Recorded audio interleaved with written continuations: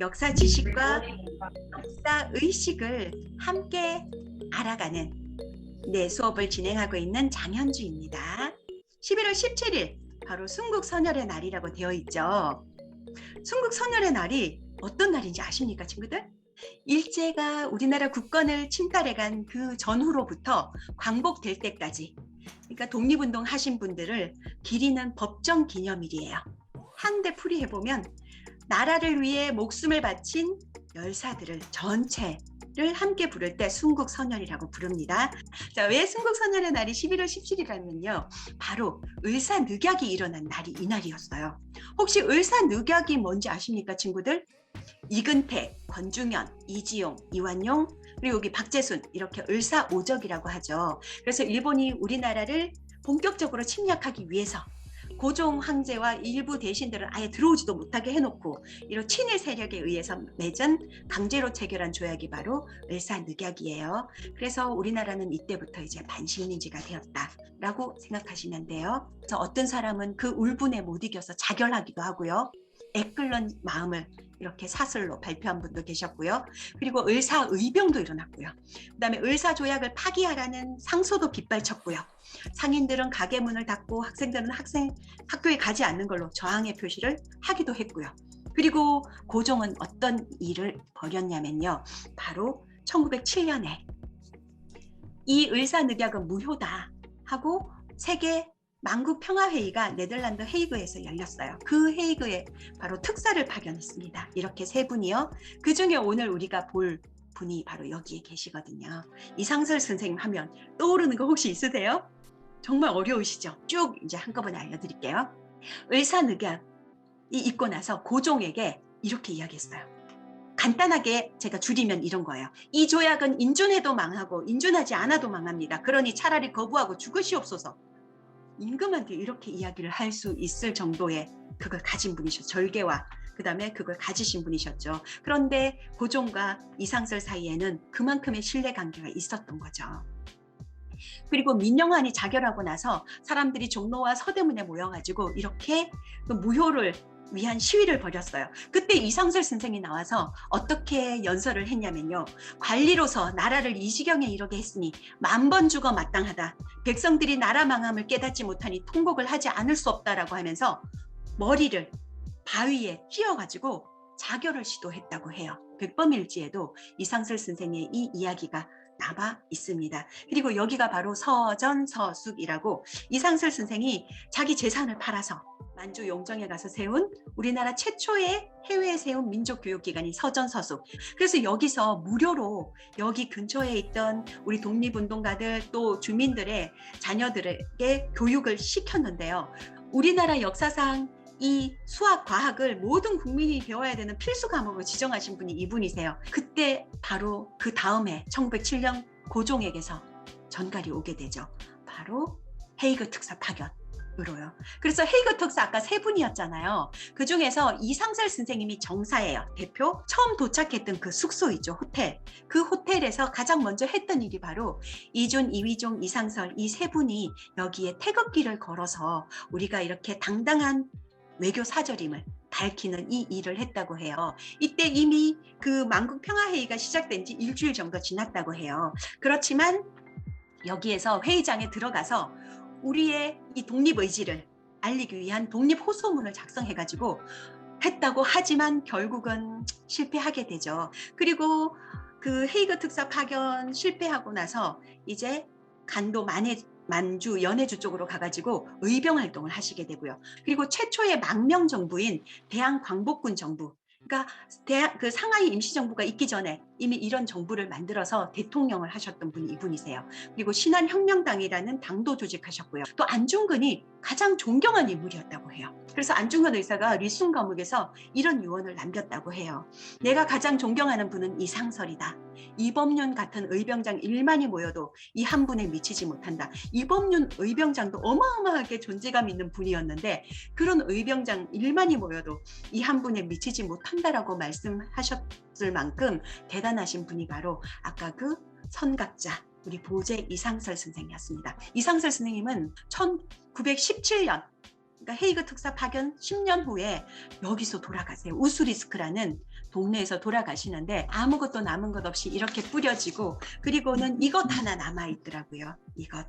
임종이 1917년인데 이상설 선생이 눈을 감고 나서 84년 뒤에야 비로소 그의 죽음 앞에 우리 조국이 이 비석 하나 세웠습니다. 그래서 2001년에 세워진 비석이 바로 이 이상설 선생 유허비예요. 자, 그러면 대한민국이 시작이 언제일까요? 대한민국이라는 우리나라 국호는요, 1919년 4월 11일 밤새 회의를 하고 나서 대한민국으로 우리나라 국호를 결정한 거예요. 이렇게 대한으로 망했으니 대한제국으로 망했잖아요. 그러니까 대한민국으로 다시 흥해봅시다 라고 한 거죠. 그래서 이렇게 선포가 됐습니다.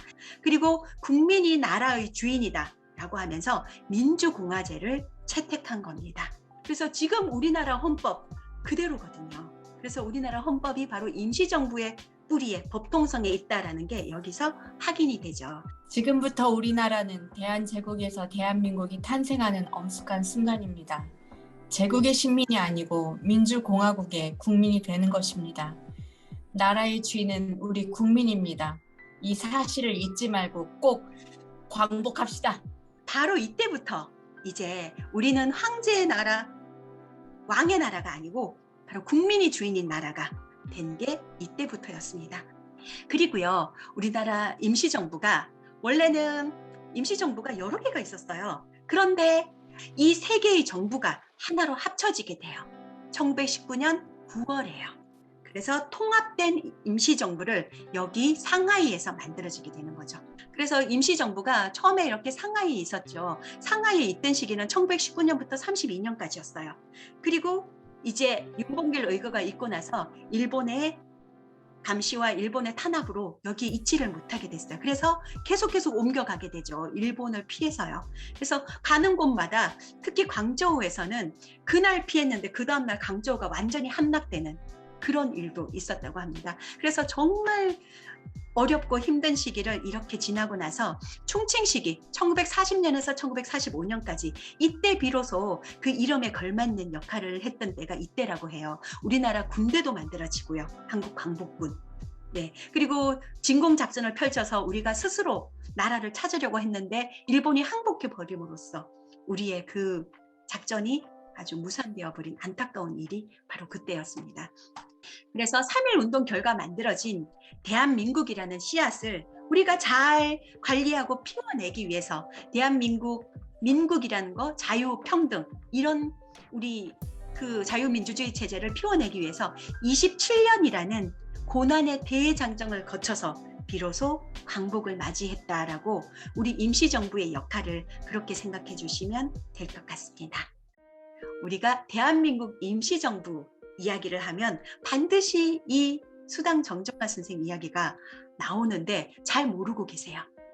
저는 이분의 이야기만 들으면 눈물이 나요.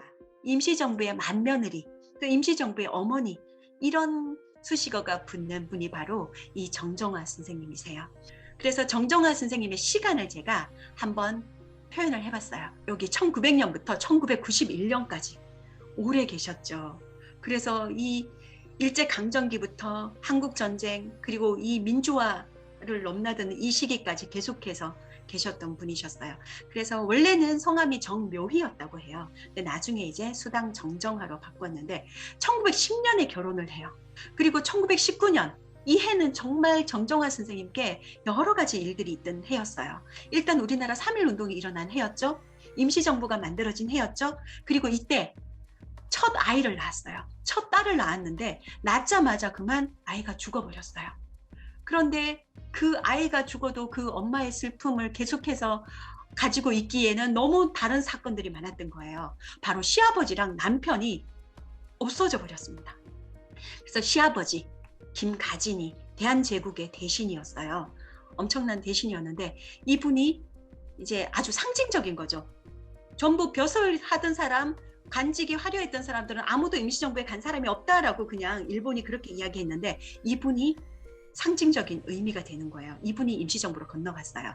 그러다 보니까 이제 정정화 열사가 아버지 제가 상해에 가서 시부모님을 시아버님을 모시면 어떨까요? 라고 하면서 그 800원을 받아서 이렇게 가게 됐어요. 서울에서 의주로 심령으로 쪽으로 해서 상해까지 20대 21살이었어요. 그 21살 그 몸으로 여기를 이렇게 가셨던 거예요. 그리고 나서 6번이나 이렇게 압록강을 건너가지고 자금을 조달하기 위해서 그 일을 하셨고요. 그러니까 백반으로 섞은 그 물을 가지고 글씨를 쓰면 불에 비춰 보여야지만 그 글씨가 나타나는 그런 비밀 편지.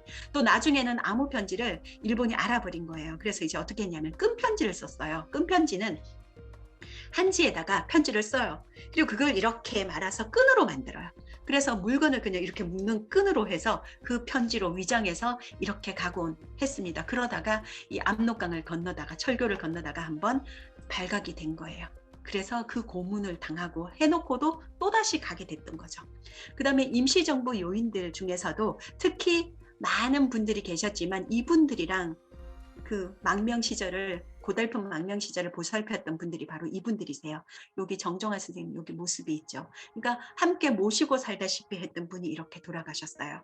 그리고 김구 선생님은 걸핏하면 구동 어머니 나 밥 좀 해줄라우 이렇게 하면서 자주 들리셨다고 해요. 그러면 따뜻한 밥 한 숟가락 그렇게 지어서 대접하셨던 분이 바로 그 정정화 선생이셨어요. 그래서 이렇게 큰 일을 하시는 분들 뒤에서 묵묵하게 그분들이 일을 잘 해내실 수 있도록 별것 아닌 것 같지만 그 밥 한 숟가락, 밥 한 그릇 해주는 일이 이때는 얼마나 큰 거였을까요? 그리고 지금 강낙원 여사가 돌아가셨을 때 그 장례식에 참석했던 모습이었어요.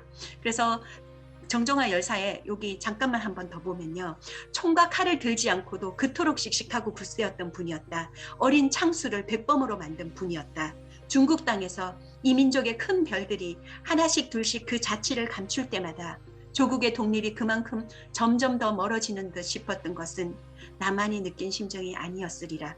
이러면서 한 분 한 분씩 돌아가시고 독립은 희망이 없고 이런 상황에서 이런 글을 남겨놓으셨어요. 정정화 그 선생님의 그 장강일기 속에서 가장 기억에 남는 대사들이 이거더라고요. 병화 선생님이 이렇게 골라봤고요. 광복을 맞이했습니다. 어떻게 됐을까요? 광복을 맞이했지만 동농 김가진이 시아버지예요.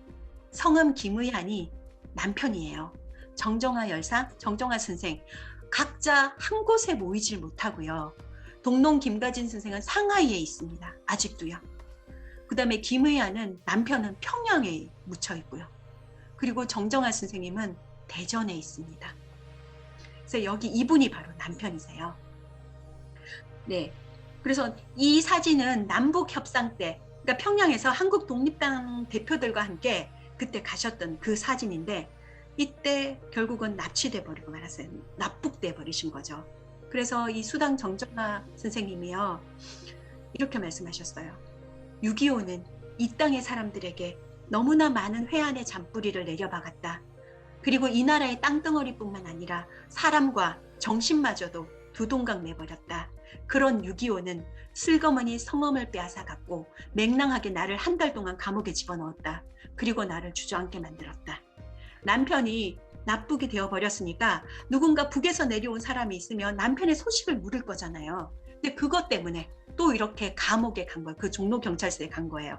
그때 세 번째 우리 독립운동 자금을 조달하려고 왔을 때 붙잡혀 갔다고 했죠. 그 경찰서에 또 가서 한 달 동안 갇혀 있었던 거예요. 그래서 얼마나 정말 너무나 처절한 심정이었을 것 같아요. 그래서 이렇게 한 장면이 거기에 나와 있고요.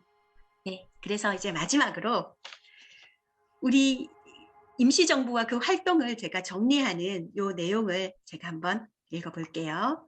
세계 역사상 가장 오랫동안 독립운동을 한 정부, 우리나라가 유일하다고 해요. 그러니까 1945년 조국 독립을 맞이하는 그날까지 27년간이나 아주 험난한 길을 걸어서 왔죠. 그런데 그 기나긴 여정에는 바로 뜨거운 애국심으로 한결같이 임시정부를 섬긴 정정화 선생이 계셨습니다. 오늘의 대한민국은 정정화 열사처럼 조국 독립을 위해서 기꺼이 한 알의 미랄이 되신 분들이 계셨기에 이룩된 나라임을 우리가 결코 잊지 말아야겠습니다. 자, 이렇게 정리를 했고요. 그 다음에 제가 이제 그 시대정신 이야기를 한번 할게요. 우리 일제강점기 때 가장 중요한 우리들의 시대정신은 뭐였을까요? 바로 독립이라고 했죠. 그럼 광복 이후에는 뭐였을까요? 광복 이후에는 바로 민주였었죠. 그래서 우리 다음 시간에는 광복 이후 우리가 민주화라는 시대 정신을 어떻게 이룩해 왔는지 그 이야기를 좀 하고요. 그리고 이제 20대 대통령 선거가 몇 달 앞으로 다가왔죠. 그래서 어떤 대통령이 되었으면 하고 우리가 바라는 대통령상도 한번 이야기해 보고요. 그래서 그렇게 꾸며보려고 합니다. 자, 여기까지